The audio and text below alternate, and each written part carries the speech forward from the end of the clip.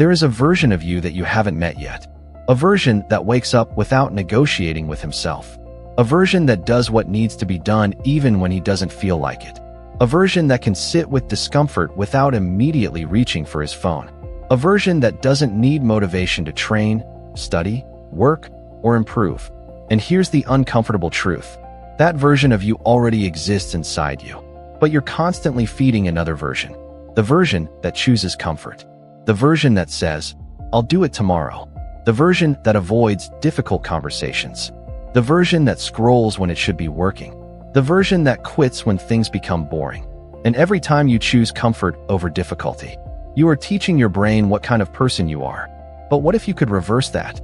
What if you could train your brain to stop seeing hard things as punishment and start seeing them as a reward? What if discipline could become something you actually crave? The Stoics understood something most people today have forgotten. You don't become strong by waiting to feel strong. You become strong by repeatedly doing what is difficult. And in this video, I'm going to show you 6 Stoic rules that can retrain your mind to crave difficult things instead of running from them. Stay until the end, because the 6th rule may completely change the way you look at discomfort. Hello everyone, welcome back to Wisdom Unbounding World.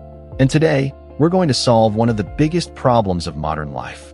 Why do we constantly hold ourselves back? Rule 1. Stop making comfort your default. Your brain naturally looks for the easiest option. Why? Because your brain is designed to conserve energy. So when you have 2 choices, one difficult, one comfortable, your mind often whispers, choose the easy one. Stay in bed. Check your phone. Skip the workout. Eat the convenient food. Avoid the difficult task. Watch another video. Tell yourself you'll start tomorrow. And here's the problem. Comfort feels good immediately, but it often makes your future harder. Stoicism teaches us to deliberately practice discomfort. Seneca even practiced periods of voluntary discomfort to remind himself that many things he feared were not actually necessary for a good life. The lesson isn't to make your life miserable. The lesson is to stop becoming dependent on comfort. Start small. Take the stairs. Finish your workout when you're tired. Put your phone away while working. Take a cold shower. Wake up when the alarm rings. Finish the boring task before entertainment. Every time you voluntarily choose difficulty, you're sending your brain a message. I don't need comfort to function. And eventually, discomfort becomes less threatening. Rule 2. Do the hard thing first. Most people start their day by giving their best attention to the easiest things. They check messages, scroll social media, watch videos, read notifications, and after consuming hours of easy stimulation, they expect their brain to suddenly become excited about difficult work. It doesn't work that way. If you constantly reward yourself with easy pleasure, hard work begins to feel even harder. So reverse the order. Do the difficult thing before the enjoyable thing. Work before entertainment. Exercise before relaxation. Study before scrolling. Create before consuming. Discipline before dopamine. Imagine waking up and immediately completing the one task you've been avoiding. You don't need to feel motivated. You simply begin, and something powerful happens afterward. You experience evidence that you can trust yourself. Marcus Aurelius repeatedly reminded himself to get up and fulfill his responsibilities rather than surrendering to comfort. The point wasn't that he always felt motivated. The point was that his principles were stronger than his feelings.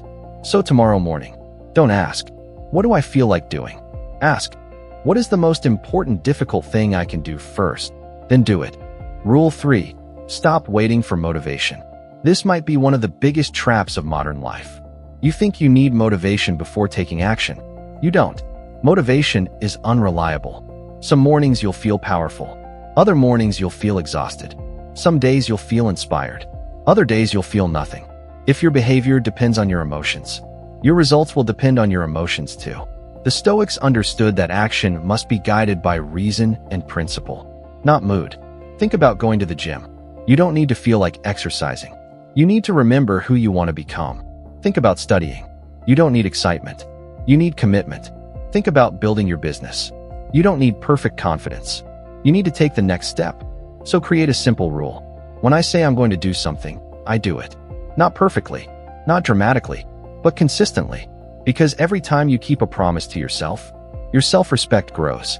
And every time you break one, you teach yourself that your own words don't matter.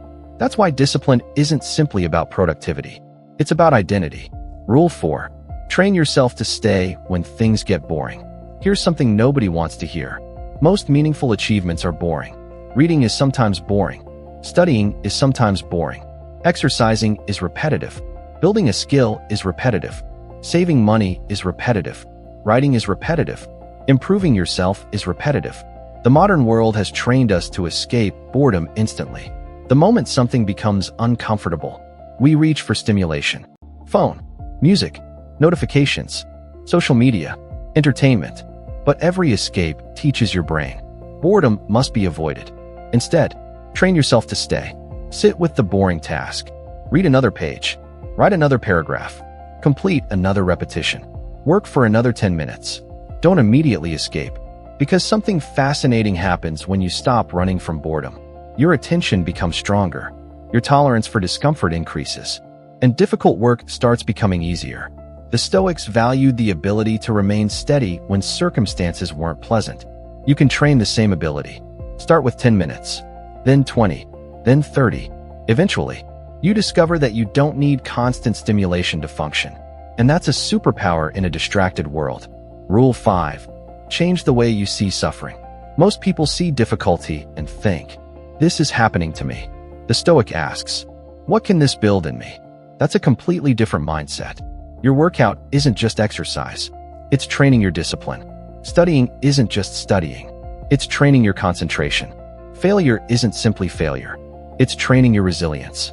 A difficult conversation can train courage. Waiting can train patience. Rejection can train emotional independence. Solitude can train self-awareness. Every difficult experience can become training. Epictetus taught that circumstances themselves don't determine our character. Our response to them does. So the next time something difficult happens, don't immediately ask, "Why is this happening to me?" Ask, "What quality is this opportunity forcing me to develop?" Suddenly, the obstacle changes meaning. It's no longer simply something blocking your path. It becomes part of your training. And when you start seeing difficulty as training, you stop desperately trying to avoid it. You begin looking for it. Rule 6. Become addicted to progress, not comfort. This is where everything comes together. Your goal isn't to love suffering. Your goal isn't to make life unnecessarily difficult. Your goal is to become the kind of person who finds satisfaction in becoming stronger. Think about the feeling after completing something difficult. You finish the workout. You complete the assignment. You wake up early. You resist temptation. You finally finish the project. Nobody may applaud. Nobody may even notice. But you know, and that creates something powerful. Self-respect. You begin realizing, I can do difficult things. Then you do something slightly harder. And then something harder again. Eventually, your brain begins associating difficulty with accomplishment. Instead of, "This is hard. I don't want to do it." You begin thinking, "This is hard. Good. This is where I grow." That's the shift. You don't need to force yourself to love pain. You need to repeatedly experience the satisfaction that comes after discipline. The reward isn't avoiding difficulty. The reward is becoming stronger because you faced it. So here's your challenge. For the next 7 days, choose one difficult thing every day. Something you've been avoiding. Wake up when the alarm rings. Exercise. Study. Read. Work without your phone. Have the conversation you've been avoiding. Finish the task you've been procrastinating on. And when your mind says, "I don't feel like it," don't argue. Don't negotiate. Don't wait. Simply say, "That's exactly why I'm doing it." Because the goal isn't to eliminate resistance. The goal is to become stronger than your resistance. One day, you're going to look back at your life, and you'll realize something. The moments that changed you weren't always the easy moments. They were the mornings you got up when you wanted to stay in bed. The days you continued when nobody believed in you. The moments you chose discipline over pleasure. The times you stayed focused while everyone else was distracted. The moments you could have quit, but didn't. That's where character is built. Not when everything is easy, but when your mind gives you every reason to stop. And you continue anyway.